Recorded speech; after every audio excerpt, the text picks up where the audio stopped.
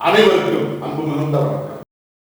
செல்வராமாயணம் என்னும் இலக்கண பாடல்களும் இலக்கிய சுவையும் கொண்ட புதிய ராமாயண காவியத்தை புனைய வைத்த என் இறைவன் ராமனை நன்றியுடன் வணங்கி வருகிறேன்.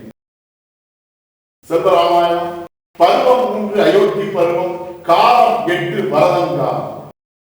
மன்னன் இறந்த செய்தியை எண்ணி மாநிலமே அழுதல். பாடல் எண் 997. அன்புடையோர் கரம் பற்றி ஆறுதலை சொல்ல வந்து துன்பம் அங்கே பொது, அதனால் துடித்தவரும் அழுதறி கண்டெழுப்பும் அழுகையினால் கதறியலும் நல பசுவோ நின்றவர்கள் அழுததனால் இளமனைத்தும் அழுதறி. இதுவே 997. இந்த பாடலுக்கான விளக்கத்தை காண்போம். அன்புடையோர் கரம் பற்றி ஆறுதலை சொல்ல வந்து என்ற முதல் வரிக்கான விளக்கம். தந்தையுடைய மரணத்தை எண்ணி அழுத அந்த பரத சகோதரர் இருவருக்கும் ஆறுதலை சொல்வதற்காக அந்த பரத சகோதரர் மேல் பெரும் அன்பு கொண்டு அங்கே வந்த அந்த கோசல நாட்டு மக்கள் யாவரும் அவர்களுக்கு ஆறுதலை சொல்வதற்காக வந்திருந்தும் கூட துன்பம் அங்கே பொது, அதனால் துடித்தவரும் அழுதறி.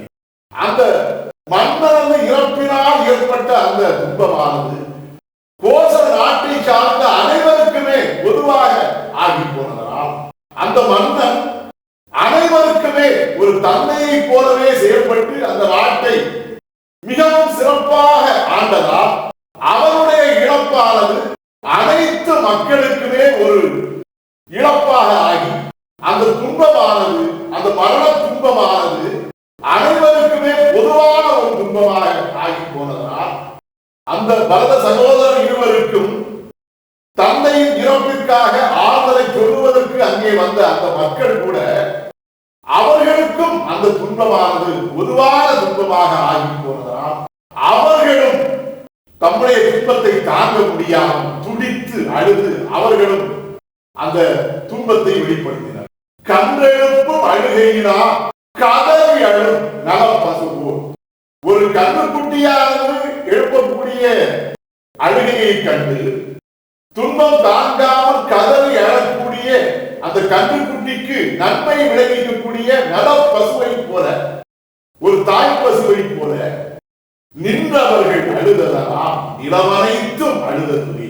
அந்த கோசல நாட்டை சார்ந்த மக்கள் யாரும் அந்த பரத சகோதரர் இருவருடைய அழுகையை பார்த்து, கன்று குட்டிகள் அழுவதை பார்த்து அழக்கூடிய, கதறி அழக்கூடிய தாய் பசுவை போல கதறி அழுததால் அதை கண்டு அந்த கோசல நாடு மட்டுமல்ல உலகத்தின் அனைத்து நாடுகளுமே கண்ணீர் விட்டு அழுதன.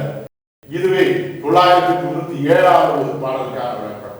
செல்வராமாயணத்தின் 998 பாடல் மற்றும் அதன் விளக்கம் ஆகியவற்றை அடுத்த பகுதியில் காண்போம். இறையருளால் அடியேன் இயற்றிய நல்லதோர் இலக்கியத்தையே செல்வராமாயண காவியமாக உங்கள் முன் தொடர்ந்து வழங்கி வருகிறேன். உங்கள் அன்பையும் ஆதரவையும் தொடர்ந்து தந்து இந்த புதிய ராமாயண காவியத்தை அனைவரிடத்திலும் கொண்டு சேர்க்குமாறு உங்களை அன்போடு கேட்டுக்கொள்கிறேன். அனைவருக்கும் நன்றி.